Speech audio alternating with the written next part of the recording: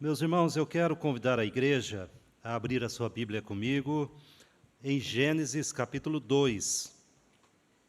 Nós temos aqui discorrido nesses 3 capítulos iniciais da Bíblia, e na semana passada, então, nós falamos um pouco até o versículo 14, e eu convido a igreja para nós, então, lermos do versículo 15 até o versículo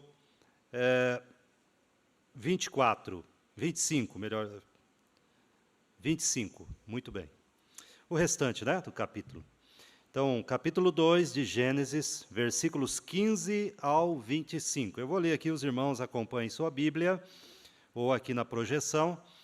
Diz assim a palavra de Deus: Tomou, pois, o Senhor Deus ao homem e o colocou no jardim do Éden para o cultivar e o guardar. E o Senhor Deus lhe deu esta ordem: de toda árvore do jardim comerás livremente, mas da árvore do conhecimento do bem e do mal não comerás, porque no dia em que dela comeres, certamente morrerás. Disse mais o Senhor Deus: Não é bom que o homem esteja só. Far-lhe-ei uma auxiliadora que lhe seja idônea.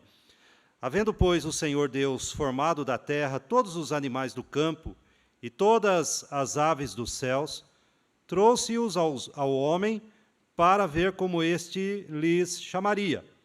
E o nome que o homem desse a todos os seres viventes, esse seria o nome deles.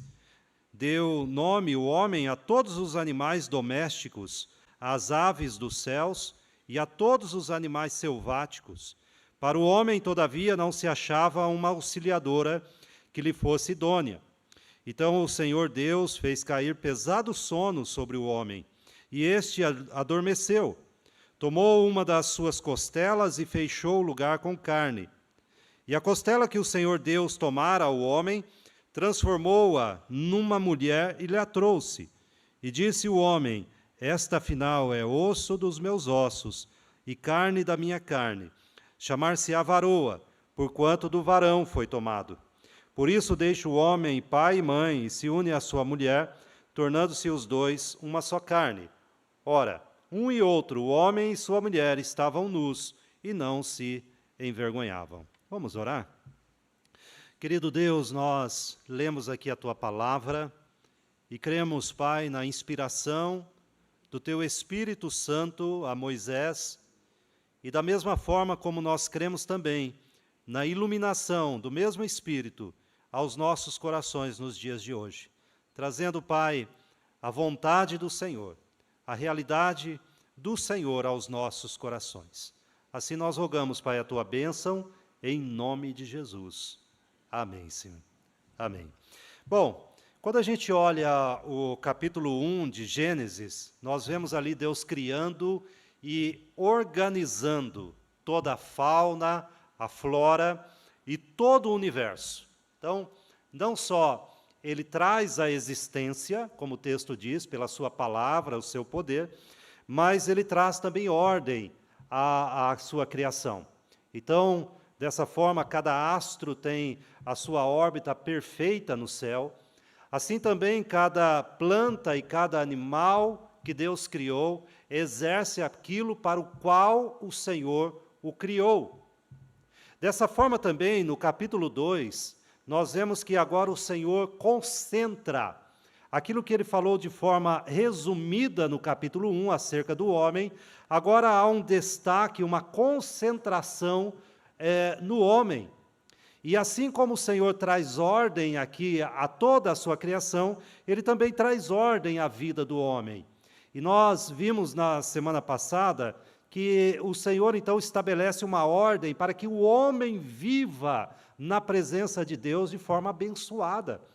E assim o Senhor fala sobre o descanso, assim Deus fala sobre o trabalho, e também nesta noite nós vamos ver outros 2 fatores que Deus traz ordem à vida do homem. Deus traz ordem acerca da adoração, como o homem então se relacionaria com Deus, e também traz ordem acerca do casamento, da família, Como este homem, então, viveria agora e se multiplicaria de uma forma legítima. Então, o Senhor lança aqui os princípios norteadores, e no restante das Escrituras Sagradas, então, na verdade, tudo mais que nós temos é um desenvolvimento daquilo que Deus lançou as bases no princípio, acerca desses assuntos, de tal forma que nós podemos adorar a Deus, agradar a Deus, louvar a Deus, quando nós observamos esses princípios. Então veja, meus irmãos, que Deus firma com o homem uma aliança, um contrato, um elo, e isso está registrado aqui nos versículos 16 e 17. Isso tem então a ver com a adoração do homem. Como o homem adoraria o seu Criador? Qual era o princípio norteador da adoração, sem o qual não adianta nós nos reunirmos aqui, não adianta nós virmos ao culto, sermos dizimistas ou qualquer outro exercício espiritual, sem que este princípio lançado aqui esteja presente. E ele vai falar então sobre esta aliança. E veja aí, o versículo 16 e 17 nos diz o seguinte: e o Senhor Deus lhe deu esta ordem: de toda árvore do jardim comerás livremente, mas da árvore do conhecimento do bem e do mal não comerás, porque no dia em que dela comeres, certamente morrerás. Então veja, nós temos um acordo aqui, um contrato, uma aliança de Deus acerca da adoração. Primeiro, o que é uma aliança? É um compromisso. Ele é um compromisso.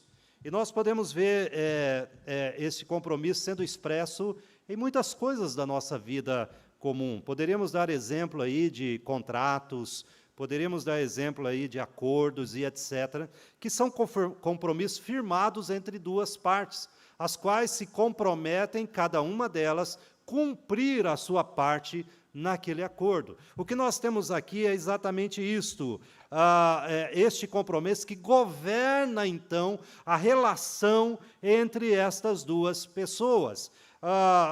O Senhor nos diz aqui no versículo 16, o Senhor Deus lhe deu esta ordem.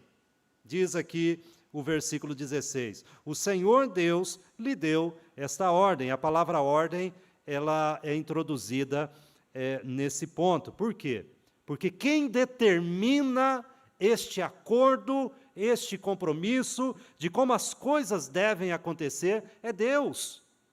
É a partir de Deus, o Criador, que vem então esta ordem, determinando a maneira que o homem deveria adorá-lo. Então é o Criador, o homem é a criatura, o homem é o inquilino na criação de Deus, neste mundo maravilhoso que o Senhor fez, e Deus, então, por ser o Criador, tem o direito de determinar como a sua adoração deve ser. Bom, obedecer a Deus é um pacto de adoração. Então, o que Deus determina ao homem, que faz, então, parte de toda a adoração, é a obediência. A obediência é o princípio da adoração. A tal ponto, então, que sem obediência não há adoração. E nós podemos colocar isso de uma forma bem clara para nós. Não importará se você vem à igreja e canta o mais alto que puder, e o mais bonito que você possa. Não adianta conhecer toda a letra de todos os cânticos e hinos. Se você não tiver obediência, você rompeu a sua relação com Deus. E nós vemos, quando a gente abre a Bíblia um pouquinho para frente, e vamos lá, 1 Samuel, capítulo 15, nós encontramos Deus lembrando isto ao povo, quando Saul, então, ele rejeita a obediência e acha que adorar a Deus é de qualquer forma. Veja o capítulo 15, quando Samuel, então, no versículo 22, o repreende, o lembra que o princípio da adoração é a obediência. Quando diz assim, porém Samuel disse, tem porventura o Senhor tanto prazer em holocaustos e sacrifícios, quanto em que se obedeça a sua palavra? E ele conclui dizendo: eis que o obedecer é melhor do que o sacrificar, e o atender melhor do que a gordura de carneiros. Ele está repreendendo aqui Saul, então, que havia, de forma precipitada e sem obedecer a Deus, oferecido os holocaustos e um culto ao Senhor, o qual foi rejeitado. E foi rejeitado por quê? Porque o princípio norteador, a base da adoração, que está expressa aqui em Gênesis capítulo 2, foi negligenciada. A obediência. E é isso exatamente que o Senhor fala a Adão neste momento. Olha, eu tenho uma ordem para você. Há algo que você tem que obedecer. Você quer ter um relacionamento comigo, como seu Senhor, como seu Deus, como seu Criador? Então, a ordem para você, o pacto que eu faço, o compromisso que você assume é obedecer. E veja que Adão, então, ele sabe muito bem o que significa isso na sua vida. O Senhor o havia feito vice-regente. Capítulo 1, versículo 28, Adão, então, estava envolvido em muitas responsabilidades. Capítulo 1 de Gênesis, versículo 28, diz assim: Deus os abençoou e lhes disse: sede fecundos, multiplicai-vos, enchei a terra e a sujeitai. Dominai sobre os peixes do mar, sobre as aves dos céus e sobre todo animal que rasteja pela terra. Então, Deus faz de Adão um vice-regente da sua criação, e a obediência à sua palavra manteria o homem, então, dentro, na esfera da comunhão e da aprovação de Deus. A gente vê que Deus havia colocado duas árvores especiais no meio do jardim. A árvore do conhecimento do bem e do mal e a árvore da vida. Veja aí que a árvore do conhecimento do bem e do mal, o capítulo 2, versículo 9, nos diz o seguinte: do solo fez o Senhor Deus brotar toda sorte de árvores agradáveis à vista e boas para alimento, e também a árvore da vida no meio do jardim e a árvore do conhecimento do bem e do mal. Bom, estas duas árvores, uma delas, então, a árvore da vida, iria conferir ao homem a imortalidade.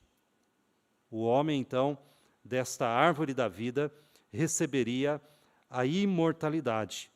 E a outra árvore colocada aqui, o texto deixa claro que esta árvore do conhecimento do bem e do mal, como diz o versículo 17, mas da árvore do conhecimento do bem e do mal não comerás, porque no dia em que dela comeres, certamente morrerá. Então, os frutos desta árvore do conhecimento do bem e do mal, diz que o homem passaria a ter um conhecimento experimental do bem e do mal. Assim como Deus. Eles passariam a experimentar o bem e o mal. Entretanto, diferente de Deus, o homem, então, seria contaminado por este conhecimento.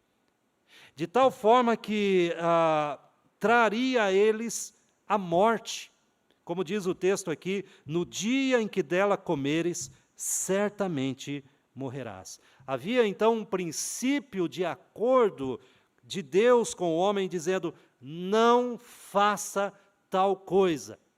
Você quer de fato me adorar? Obedeça, creia no que eu estou falando. Creia naquilo que eu estou ordenando. Bom, nós sabemos o que aconteceu. Um pouquinho para frente, nós entendemos a história bíblica e o homem, de fato, falha nesse princípio da adoração.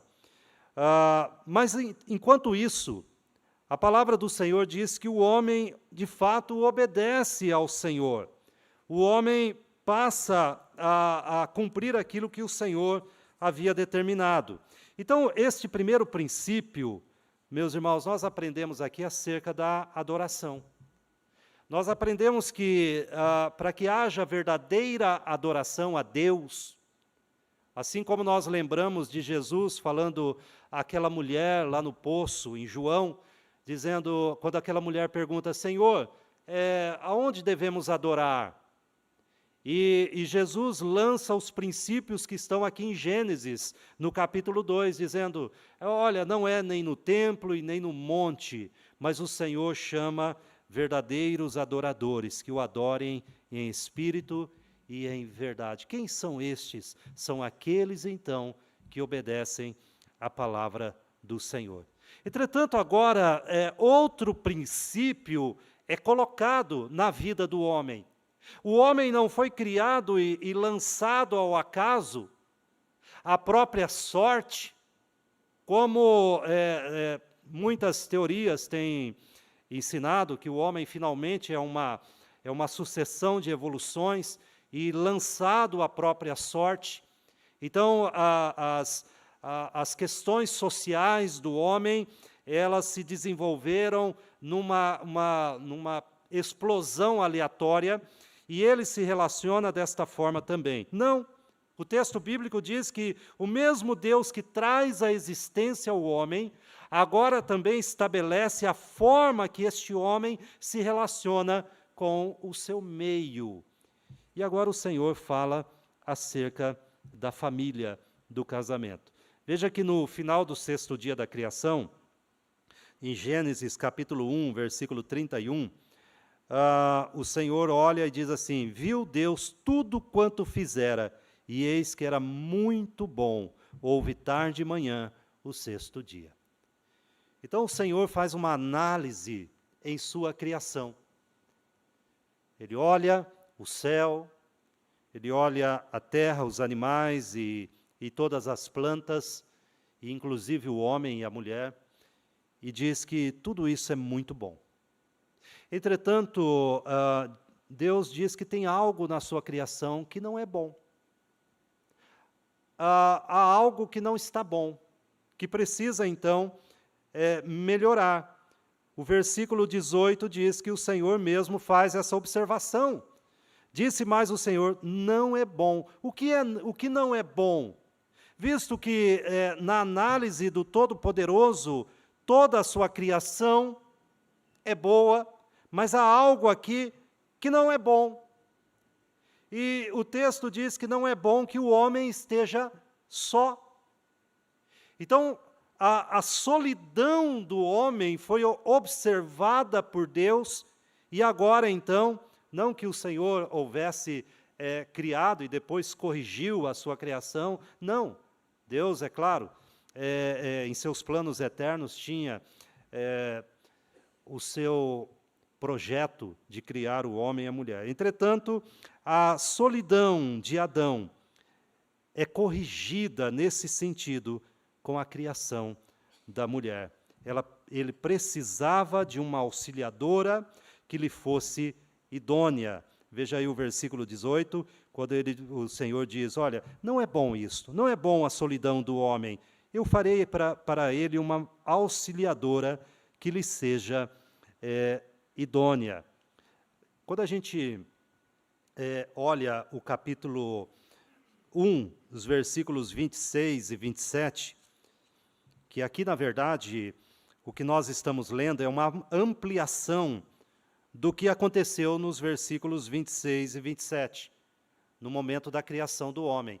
É como se no capítulo 1 tivesse feito um resumo geral, agora ele retirou este momento da criação e nos dá mais detalhes.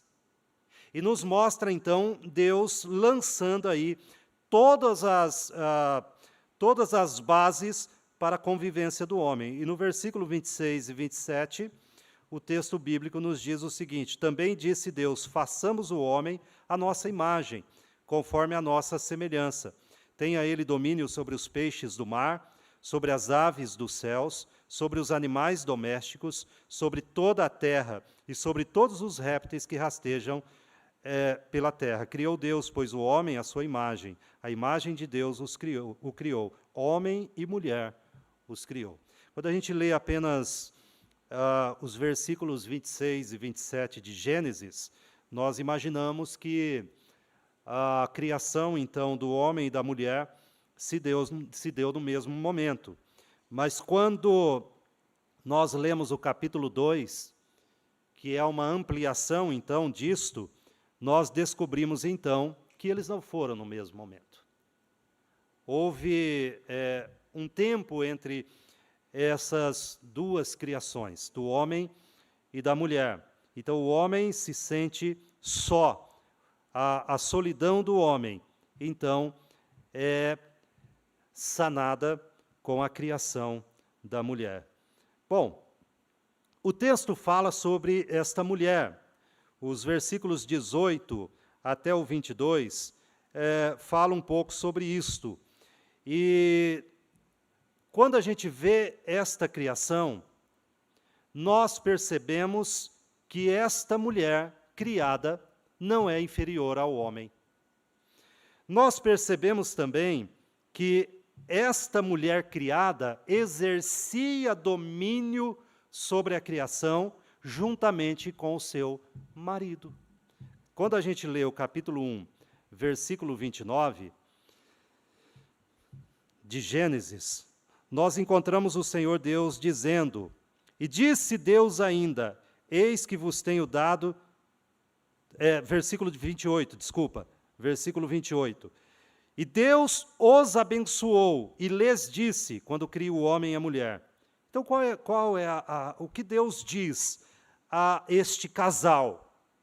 Deus diz o seguinte: "Sede fecundos, multiplicai-vos, enchei a terra e sujeitai-a, dominai sobre os peixes do mar, sobre as aves dos céus e sobre todo animal que rasteja pela terra."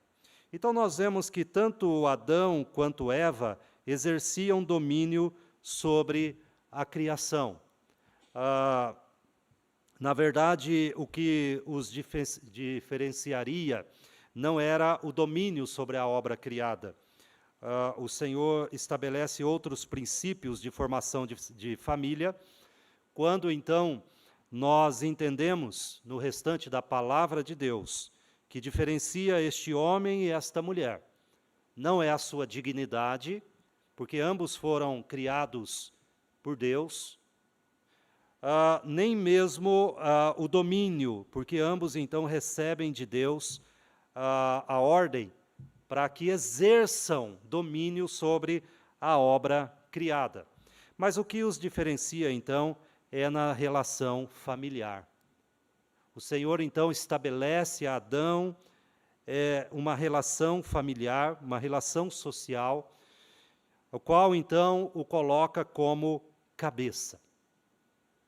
O qual, então, coloca esta mulher como uma auxiliadora idônea, ou seja, esta palavra significa alguém da mesma dignidade, alguém da mesma capacidade. E é interessante, meus irmãos, que enquanto Adão foi feito do pó da terra, Eva foi feita, então, de uma costela dele. Quando a gente vê aí o versículo 23, a Bíblia diz assim, versículo 21, desculpa. "Então o Senhor Deus fez cair pesado sono sobre o homem, e este adormeceu. Tomou uma das suas costelas e fechou o lugar com carne." E no versículo 23, quando no 22 esta costela é transformada numa mulher, assim como o homem do barro, o barro é transformado no homem, o Senhor traz a Adão e este diz: "Esta, afinal, é osso dos meus ossos e carne da minha carne. Chamar-se-á varoa, porquanto do varão foi formado."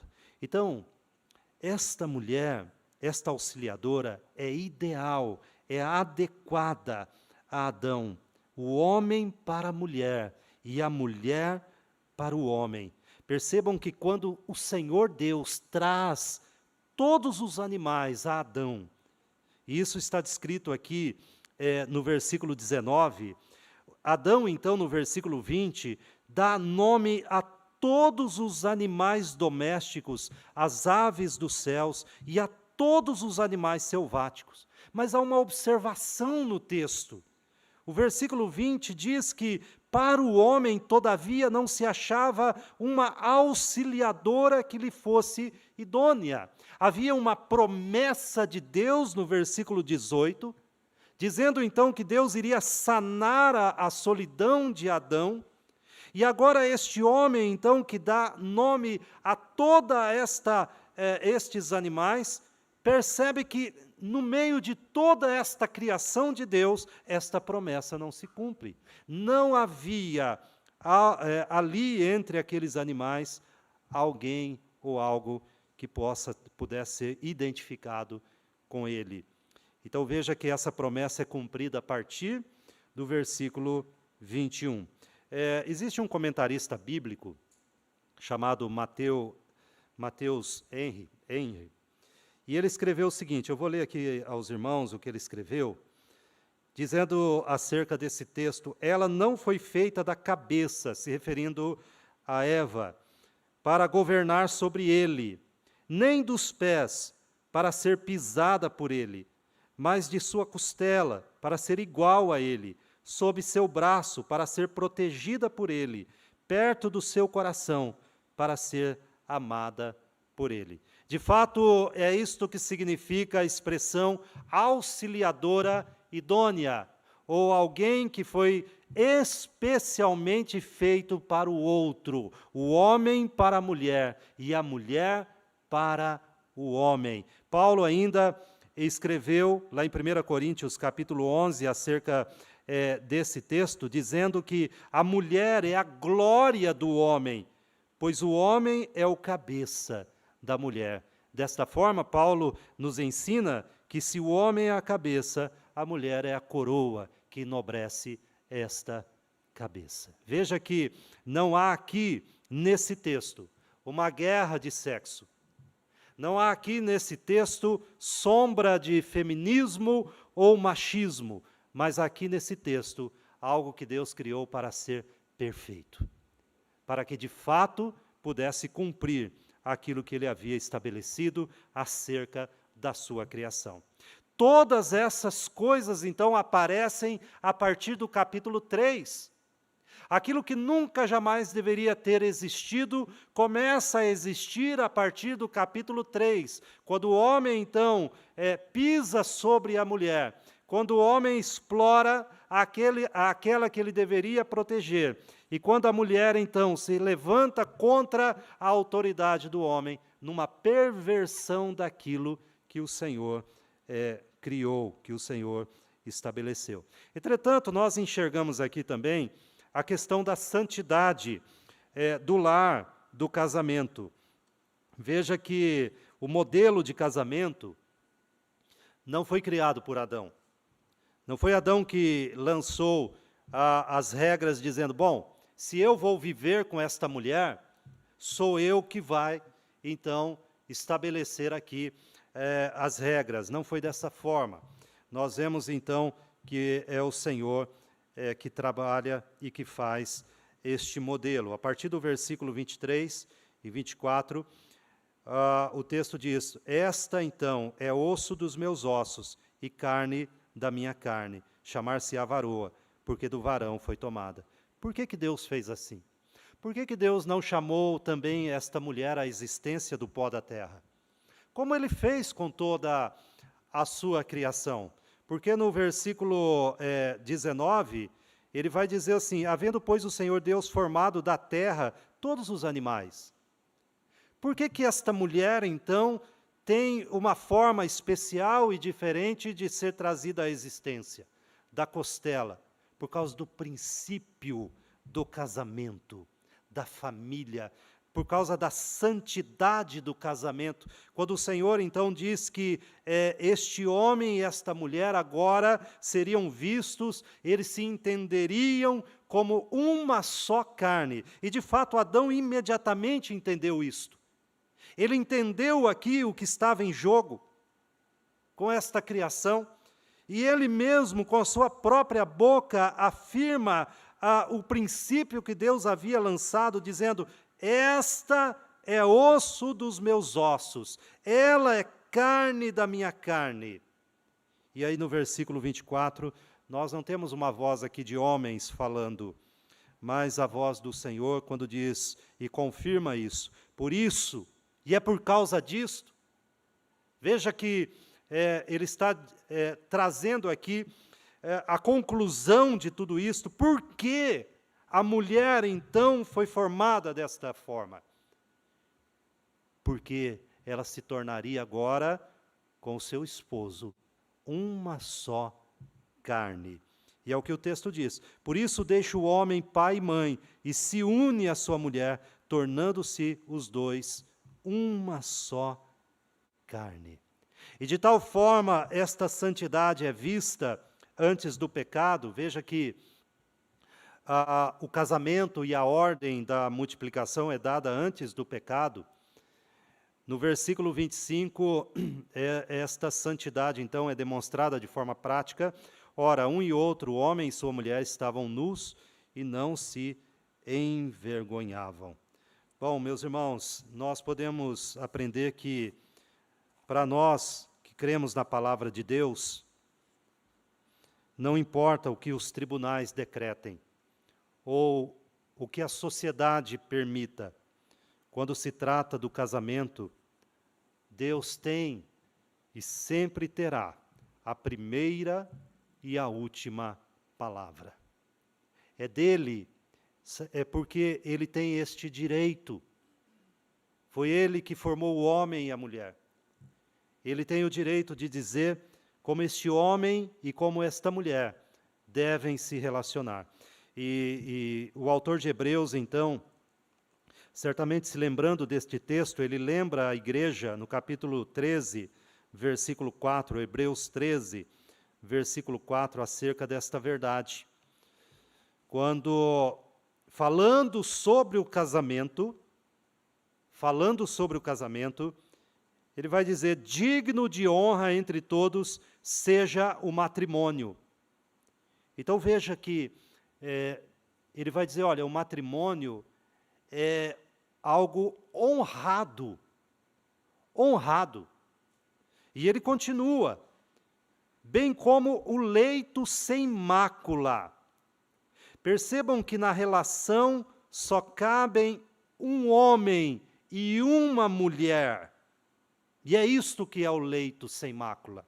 E ele conclui esse pensamento dizendo, porque Deus julgará os impuros e os adúlteros. Meus irmãos, isso é algo muito importante para nós. Porque, primeiramente, nós temos que insistir naquilo que o Senhor mesmo lançou.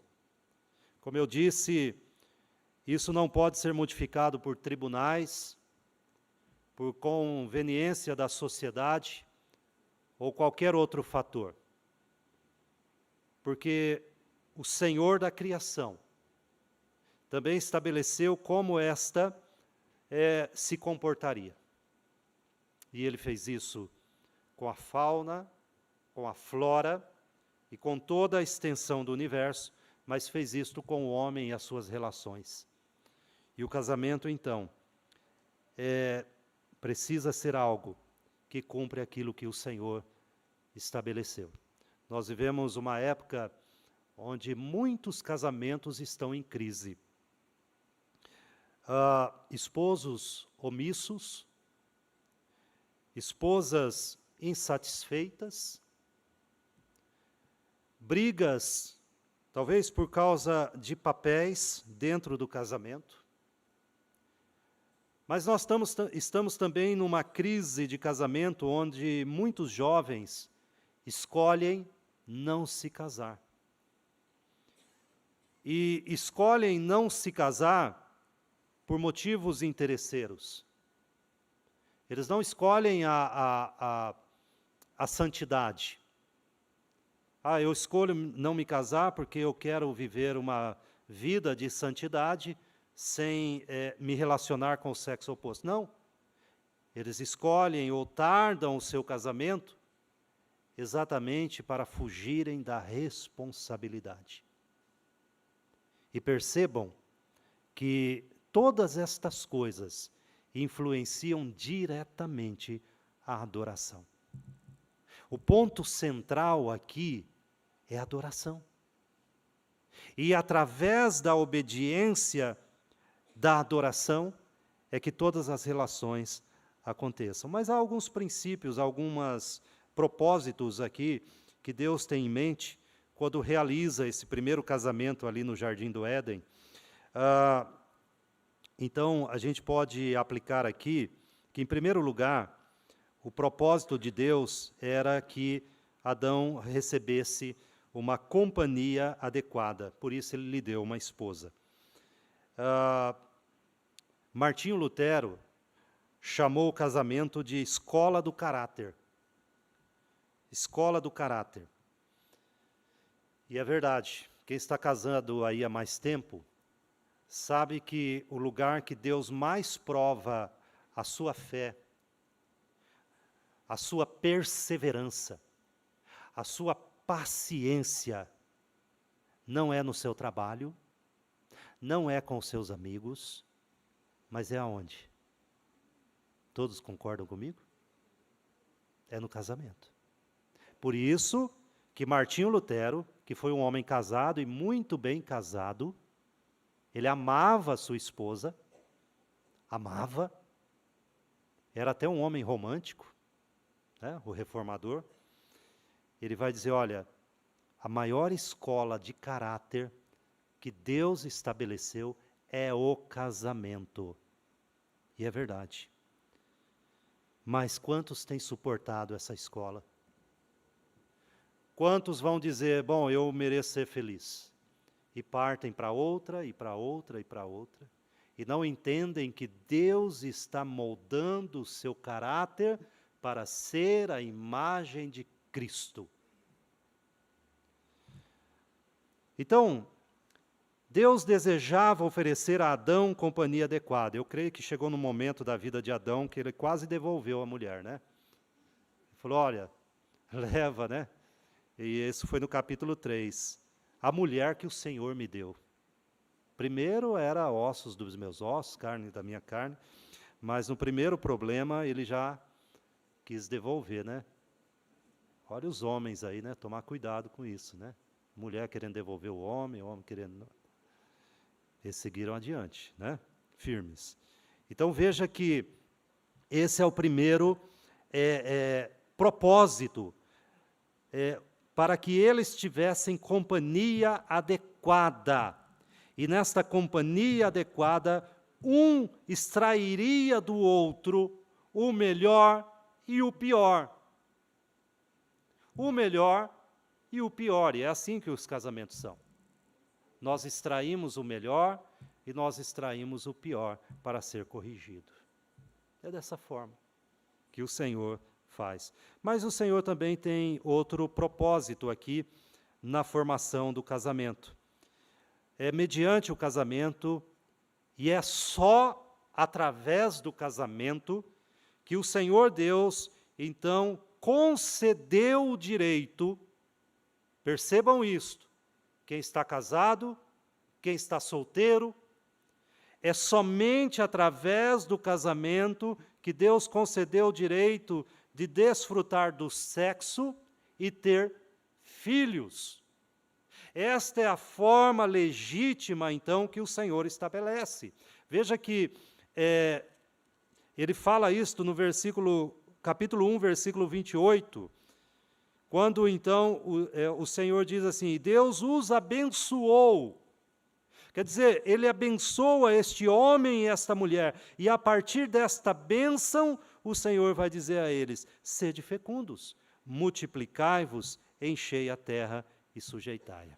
Veja que nós temos o princípio dos filhos aqui, e no capítulo 2, nós temos o princípio de desfrutar da companhia um do outro. Quando o Senhor, então, traz a mulher ao homem e apresenta o homem à mulher para que eles pudessem agora desfrutar desta companhia. Então, veja que o Senhor estabelece um princípio de uma sucessão legítima. E qual é esta sucessão legítima e o desfrutar da vida sexual? No casamento. Jovem, no casamento.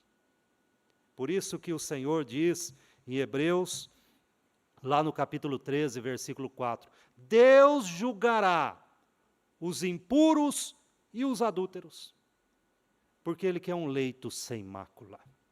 E é desta forma, de fato, que o Senhor nos traz, né? O Senhor também estabelece que o outro propósito aqui no casamento, que é estimular o domínio próprio. Ou seja, Paulo vai trazer esse princípio em 1 Coríntios capítulo 7, quando ele fala que o casamento nos ajuda no domínio próprio. Quando ele diz para nós, lá no versículo 9, 1 Coríntios 7, 9, é melhor casar do que viver abrasado. Então, eu lembro que na época do seminário, os seminaristas brincavam, né, com esse texto, dizendo, é melhor casar do que viver abraçado. Mas o correto aqui é abrasado mesmo, viu? Mas cuidado aí os jovens, né? Fica muito abraçado. Então casa, viu? Casa, é melhor casar. Então essa é uma recomendação de Paulo. Por quê? Porque isto é um auxílio no domínio próprio. O Senhor diz para nós, quer vencer isso? Case. Case. É melhor casar do que viver pecando em seus pensamentos, ou quem sabe até nas suas atitudes. E também o Senhor estabelece que o casamento, e eu creio que esse aqui é o mais profundo das Escrituras, que o casamento é uma ilustração do relacionamento íntimo e amoroso entre Cristo e a sua igreja. E Paulo, novamente, lembra disto, a partir dos princípios da criação, lá em Efésios, capítulo 5, veja quando ele fala sobre o casamento, Efésios 5, quando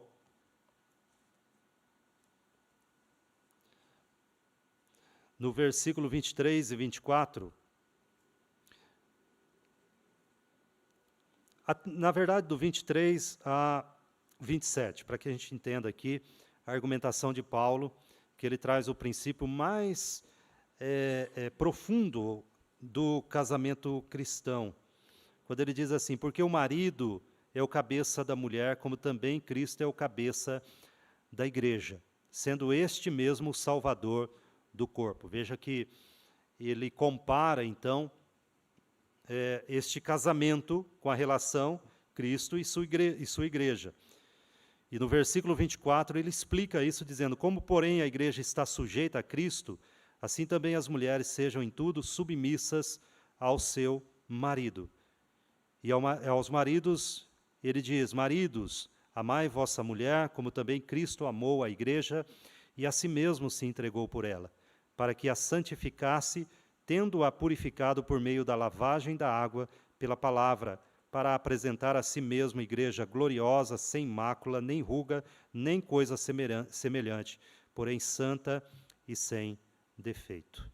Então é papel da mulher auxiliar o seu marido na liderança que o Senhor lhe confiou. Qual é esta liderança? Apresentar o seu lar diante de Deus. Tanto é que, maridos, a Bíblia diz a nós que a sua esposa, quando se casar, quando aquela moça se casa com aquele rapaz, quando ela se casa e começa a viver no casamento, ela tem que, com o tempo, ser mais crente do que quando era solteira. Se a sua esposa casa, se uma mulher casa com um homem e, passado o tempo, ela para de vir à igreja, ela diminui o seu fervor, este homem está falhando no seu papel. Porque o texto é muito claro para nós, dizendo no versículo 25, maridos, amai vossa mulher. Como o marido deve amar a mulher? Como Cristo amou a igreja e a si mesmo se entregou por ela. Para quê? E o versículo 26 diz, para santificar. Para santificar. Então, e no versículo 27, para apresentar a si mesmo, igreja gloriosa, sem mácula nem ruga, nem coisa semelhante, porém santa e sem defeito. Se uma moça casou com um rapaz, com o tempo, aquela moça fervorosa na igreja, ativa, ela começa a diminuir. A culpa é do marido. A culpa é do marido. E ela começa a ter maus costumes na sua vida. A Bíblia está dizendo que a culpa é dele. Olha só. E, ao contrário também, a mulher pode levar o homem, então, a negligenciar também a sua liderança. Se aquele rapaz, quando na igreja, solteiro, era alguém, então, que era um líder, e agora se casa, e isto na sua vida começa a ser sufocado, a culpa é da mulher. A culpa é da mulher. A Bíblia está dizendo isto para nós. Então, desta forma, nós aprendemos aqui acerca disso, que Jesus Cristo é apresentado por Paulo como o último Adão. Paulo escreve sobre isso lá em 1 Coríntios 15, quando diz assim, olha, o primeiro Adão, ele falhou, ele fracassou, mas o último Adão triunfou. O primeiro Adão dormiu para que Deus tirasse dele uma costela e ele pudesse ter uma esposa. O último Adão, Cristo, morreu na cruz e derramou o seu sangue para que pudesse ter uma noiva, a igreja. Veja que naquilo que Adão falhou, Cristo Jesus triunfou naquela cruz. E por isso que nós podemos ter uma adoração, como Jesus explica a mulher lá naquele poço, em Samaria, quando aquela mulher questiona como é a adoração. E Jesus a lembra que esta adoração, então, é em espírito e em verdade. São estes que Deus chama, através de Jesus, como seus adoradores. E nós podemos ter uma família abençoada. Quando, então, Adão falha, e Jesus Cristo, então, triunfa em nos dar lares abençoados, em nos dar esposa e esposos, conforme a vontade do Senhor. E eu convido você nesse momento para que a gente ore. Peço a você que a gente faça uma oração e eu convido você para que a gente se lembre da família, Se você é uma mulher casada, eu quero que você agora ore pelo seu esposo. E assim também, os homens aqui casados, orem pela sua esposa. E eu quero, você jovem, se você está namorando, eu quero que você ore para que esta moça seja confirmada por Deus como sua esposa. E da mesma forma as moças. Mas observem os princípios da palavra de Deus. Não faça nada que você vê que aqueles princípios norteadores estão fora, estão longe, não estão presentes. Não vai dar certo.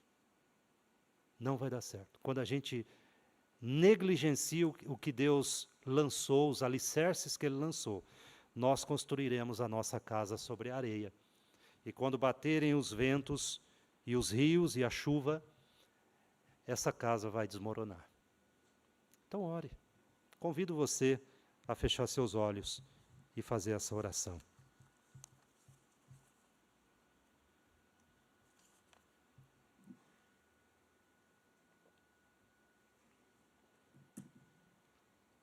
Ore pela sua esposa, pelo seu esposo.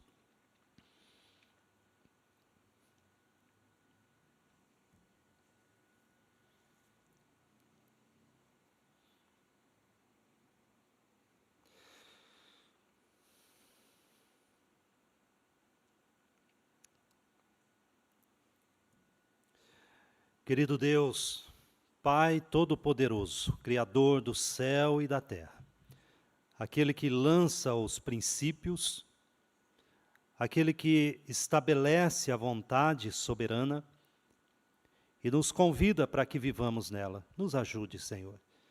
Que o Senhor abençoe os nossos lares. Ó Pai, em nome de Cristo, eu clamo pelos casais aqui presentes, homens e mulheres, esposos e esposas, para que o Senhor, Pai, intervenha em suas vidas, para que o Senhor traga a harmonia verdadeira, paz, traga bênçãos que o Senhor promete aos casais que obedecem ao Senhor. Ó Pai, que toda negligência, toda influência, Pai, deste mundo, sejam em qualquer nível, sejam quebradas pelo Senhor. E que o Senhor, Pai, estabeleça em nossos corações e em nossas casas o princípio da palavra do Senhor. E não sejamos apenas ouvintes negligentes, mas operosos praticantes da Tua palavra. Abençoe os nossos jovens, que o Senhor, Pai, os ajude a terem discernimento e sabedoria, para que atendam à vontade do Senhor, observem segundo a Tua palavra e possam ser sábios. Ó Senhor, nós rogamos por eles, nós rogamos para que o Senhor os proteja, os livre do mal e os abençoe, Pai, em seus relacionamentos, no desejo do casamento, que o Senhor, Pai, de fato, traga, assim como o Senhor trouxe aquela auxiliadora idônea, o Senhor traga também um ao outro, pessoas que temem ao Senhor. Fica conosco, Pai, abençoe as nossas casas. Assim nós oramos, dando graças em nome de Jesus. Amém.